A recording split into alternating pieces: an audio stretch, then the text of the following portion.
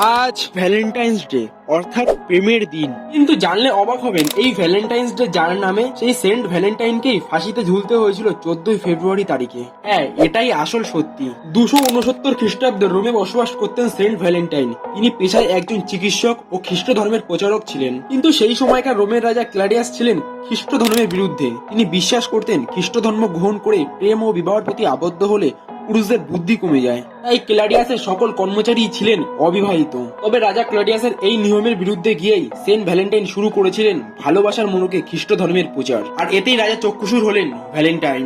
ভদ্রলোককে কারাগারে বন্দী করা হলো, কিন্তু কারাগারে বন্দী থাকাকালীন এক দৃষ্টিহীন মহিলা চিকিৎসা করে তার দৃষ্টি ফিরিয়ে দিয়েছিলেন ভ্যালেন্টাইন। আরও রেগে গেলেন রাজা ক্লাডিয়াস আর ঠিক করলেন 14 ফেব্রুয়ারি তারিখে ভ্যালেন্টাইনকে ফাঁসিতে ঝোলাবেন। এই সেন্ট ভ্যালেন্টাইনের স্মৃতির উদ্দেশ্যেই আজও রোম সহ গোটা ইউরোপে 14 ফেব্রুয়ারি তারিখে পালিত হয় ভ্যালেন্টাইন্স ডে। তাহলে কেমন লাগলো আসল সত্যিটা জেনে?